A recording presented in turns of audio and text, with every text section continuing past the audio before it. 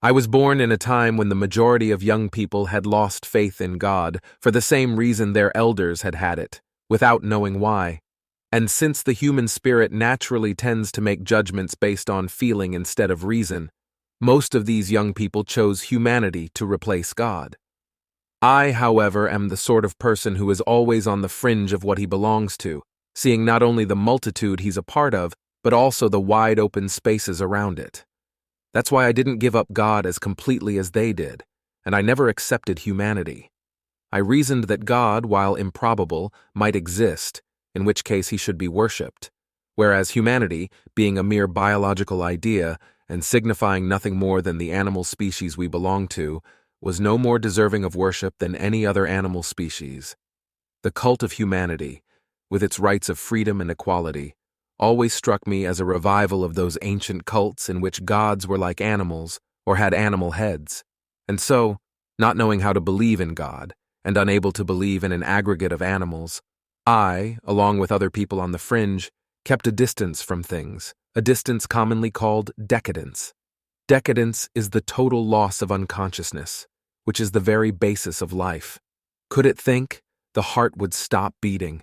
For those few like me who live without knowing how to have life, what's left but renunciation as our way and contemplation as our destiny? Not knowing nor able to know what religious life is, since faith isn't acquired through reason, and unable to have faith in or even react to the abstract notion of man, we're left with the aesthetic contemplation of life as our reason for having a soul.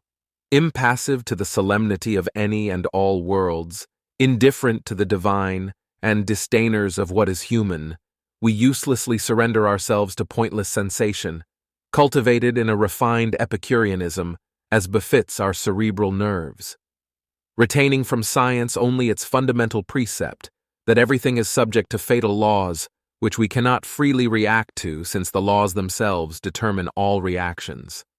And seeing how this precept concurs with the more ancient one of the divine fatality of things, we abdicate from every effort like the weak-bodied from athletic endeavors, and we hunch over the book of sensations like scrupulous scholars of feeling.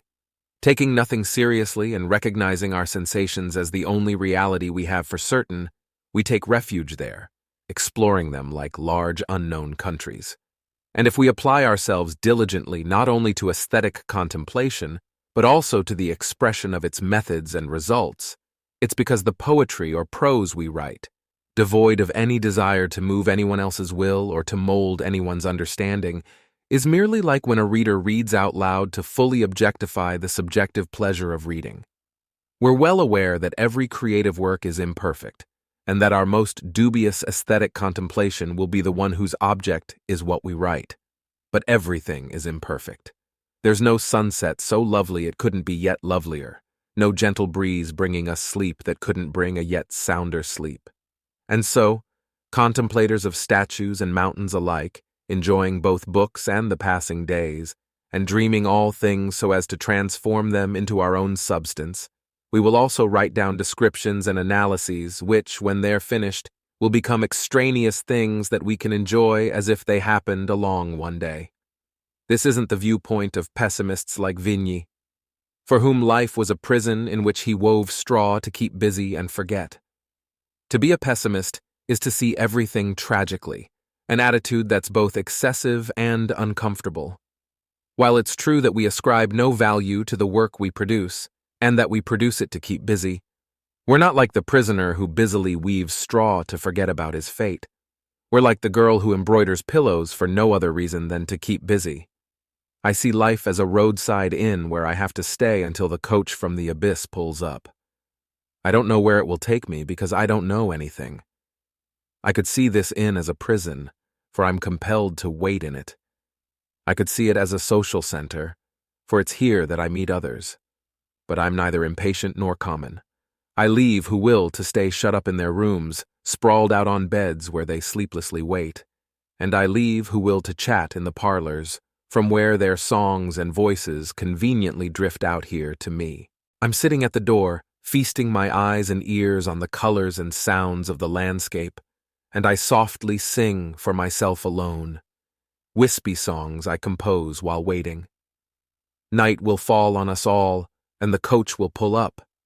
I enjoy the breeze I'm given, and the soul I was given to enjoy it with, and I no longer question or seek. If what I write in the Book of Travelers can, when read by others at some future date, also entertain them on their journey, then fine. If they don't read it, or are not entertained, that's fine too.